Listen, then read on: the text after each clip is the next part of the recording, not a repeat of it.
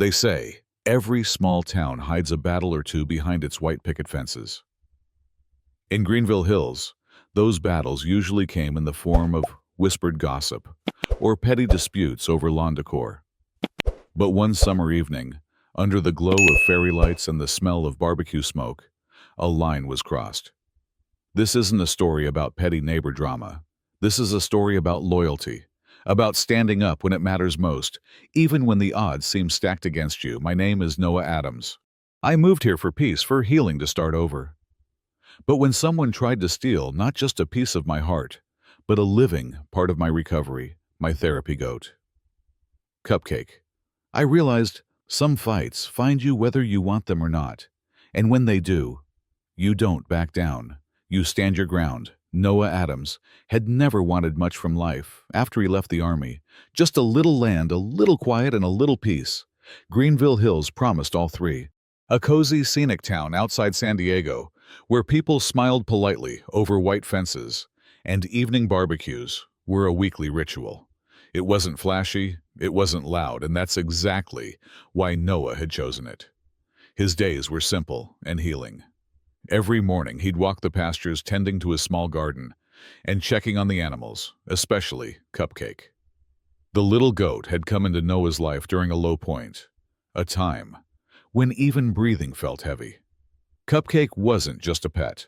He was therapy, hope, and unconditional loyalty, wrapped up in a fluffy, mischievous body. That's why when Noah found Cupcake's pen empty on the morning of the summer gala, the biggest social event in Greenville Hills, panic gripped him harder than any nightmare he'd ever faced. The latch wasn't broken. The fence wasn't disturbed. Cupcake was just gone. At first, Noah thought maybe the little guy had slipped out somehow, chasing after a butterfly or wandering into a neighbor's yard. But an exhaustive search turned up nothing. No hoofprints. No calls from neighbors. No Cupcake. And then, as Noah stood near the edge of his property, sweating under the heavy sun, a passing comment from a local teenager struck him like a bullet. "Hey, Mr. Adams, cool that. Samantha's featuring a real farm animal at her gala tonight. Heard it's like super authentic Samantha Vale." Of course, it had to be her, the self-proclaimed queen of Greenville Hills. An influencer whose life revolved around staged perfection, who saw the world through filters and sponsorship deals. She was famous for throwing lavish events that looked natural, but cost fortunes, and for pretending to care about causes that could earn her clout. Without hesitation, Noah crossed the field toward Samantha's estate, heart pounding. He pushed through a row of manicured bushes and peered over the gleaming white event fence. There, tied to a decorative post wrapped in fairy lights, wearing a flower garland around his tiny neck, was Cupcake. His Cupcake. The little goat looked confused but unharmed, his big eyes blinking slowly under the weight of the strange attention from photographers snapping away nearby. Noah's fists curled involuntarily at his sides. He took a step forward but stopped himself. Charging in would only escalate things. Samantha was a master manipulator. She'd twist any confrontation into a story about being attacked by a disgruntled old vet. Noah forced himself to breathe, to think. He couldn't afford to be reckless, not if he wanted Cupcake back and not if he wanted justice. Instead, he pulled out his phone and started recording. He captured Cupcake, tied up the banners announcing Farm to Table Gala, the paid photographers, the crowd sipping champagne under string lights. Most damning of all, he captured Samantha herself, laughing into a camera saying, "Nothing says local authenticity like a real farm animal, right? He'll be the star of the feast." The words made Noah's blood run cold. It wasn't just a photo op. Cupcake was being marketed as part of the meal experience. Noah gritted his teeth. He wouldn't yell. He wouldn't fight. He would plan. And this time, Samantha Vale wouldn't just regret stealing a goat. She'd regret underestimating the wrong man. Noah stood at the edge of Samantha's estate phone, still recording heart pounding against his ribs. Every instinct in him screamed to act, to jump the fence, untie Cupcake, and march him back home where he belonged. But Noah knew better. This wasn't just about rescuing Cupcake anymore. It was about exposing Samantha for what she truly was, a fraud, willing to sacrifice anything for likes, for fame, for her perfect image. So he did the one thing Samantha feared most. He started telling the truth. First, he uploaded the footage to a local Greenville Hills community group, the one Samantha loved to flaunt her curated life in. His caption was simple but devastating. When farm to table means stealing a veteran's therapy animal for Instagram clout. Shame on you, Samantha Vale. Then he reached out to Lisa Torres, a journalist he had met during his time working with veteran advocacy groups. Lisa didn't care about social standing or glittering parties. She cared about real stories. By the time Noah finished explaining what had happened, Lisa was already on her way with a camera crew and a burning sense of righteous fury. Meanwhile, the post exploded online. Residents who had once admired Samantha's eco-chic events flooded the comments with outrage. Some shared their own unsettling experiences, stories of Samantha borrowing pets for photo shoots without asking, stories of unpaid workers, and charity events, where no funds ever seemed to reach the intended causes. The hashtag Justice for Cupcake ignited within the hour. Samantha, oblivious to the brewing storm, was still parading around her gala, posing for selfies with Cupcake's tiny frame in the background. To her, it was all harmless aesthetic. A touch of local authenticity before the main course arrived. Noah's blood boiled at the thought. Cupcake wasn't an accessory. He was family. He was hope made flesh. And Samantha had turned him into a sideshow act, but Noah didn't lash out.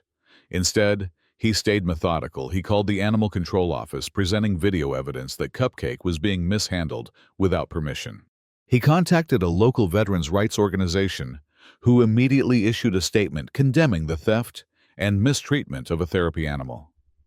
He even reached out quietly to some of Samantha's corporate sponsors, forwarding the footage under the subject line, "Concern regarding sponsored event, ethics." Every move was surgical, strategic, calculated, and it worked. By sunset, Samantha's perfect party started to unravel. The comments on her live stream turned from praise to fury. Questions flooded in. Is that goat stolen? Did you really take him from a veteran's farm? Where are the donations from your last charity event? Guests, sensing the shift, began quietly slipping away. Sponsors started calling her phone, demanding answers. Even the paid photographers stopped snapping pictures and started packing their bags. Still, Samantha didn't fully grasp the danger until flashing blue and red lights appeared at the far end of the driveway. Noah watched it all unfold from a distance. Arms crossed, Cupcake still in view. Safe for now. He had brought the truth into the light, and the night wasn't over yet. The flashing red and blue lights lit up Samantha's pristine backyard. Like a crime scene out of a movie, the music cut out. The chatter died instantly. All eyes turned to the driveway where 2 police cruisers and an animal control van rolled up side by side. Samantha froze her wine glass midair, her perfectly rehearsed smile stiffening into something brittle. A uniformed officer stepped forward, voice steady but firm. "Ma'am, we've received multiple complaints regarding the theft and mistreatment of a therapy animal. We'll need to speak with you immediately." The crowd that had once hung on her every filtered post now leaned back uncomfortable, eager to avoid association. Noah stepped forward from the sidewalk, Cupcake's empty leash in hand. He moved with slow, deliberate calm, the kind that came from years of being trained to control adrenaline when every nerve in his body screamed for action. "That goat," Noah said, pointing directly at Cupcake, "belongs to me. I have ownership documents, vaccination records, and video footage showing him being stolen from my property without consent." The officer nodded, glancing back at Samantha. "Is that true, ma'am?" Samantha sputtered, her face flushing deep red. No, it's just a misunderstanding. I found him wandering. I was trying to protect him." The officer raised an eyebrow. "Protect him by tying him up at a food event without any authorization or permits." Another officer held up a tablet, displaying Samantha's now infamous live stream, where she laughed about making Cupcake the star of the feast. The evidence was undeniable. Before Samantha could launch into another flailing excuse, A stern woman from animal control stepped in gently, untying Cupcake and checking him over with professional precision, minor dehydration, stress responses. "Lucky we got to him in time," the woman muttered under her breath, shooting Samantha a sharp glare. Cupcake immediately bounded toward Noah, nuzzling his leg in recognition. The tension in Noah's chest cracked open, replaced by something heavier and purer relief. He knelt, scooping the little goat into his arms, holding him close, feeling Cupcake's frantic heartbeat thudding against his own. "You're safe now, buddy." The officers weren't done. "We'll also be investigating additional allegations regarding misuse of charitable funds," one officer added casually, flipping through a file. "We recommend you retain legal counsel, Ms. Vale." The blood drained from Samantha's face. Meanwhile, Lisa Torres, the journalist Noah had tipped off, was already broadcasting live from the sidewalk, and the world was watching. Within minutes, the hashtag #JusticeForCupcake trended nationally. News vans showed up, sponsors officially severed ties. Samantha's social media accounts were flooded with angry comments, memes, parodies. Her empire built on illusion crumbled in real time. But Noah didn't stick around for the public spectacle.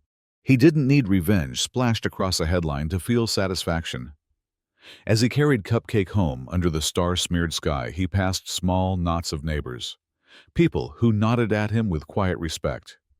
Now, not just polite obligation. Some clapped softly, some simply smiled. He didn't say much. He didn't need to. Noah had fought for something precious, not for likes, not for fame, but for the simple, sacred bond between a man and the creature that had helped heal him. And in doing so, he reminded everyone watching that real strength isn't about domination.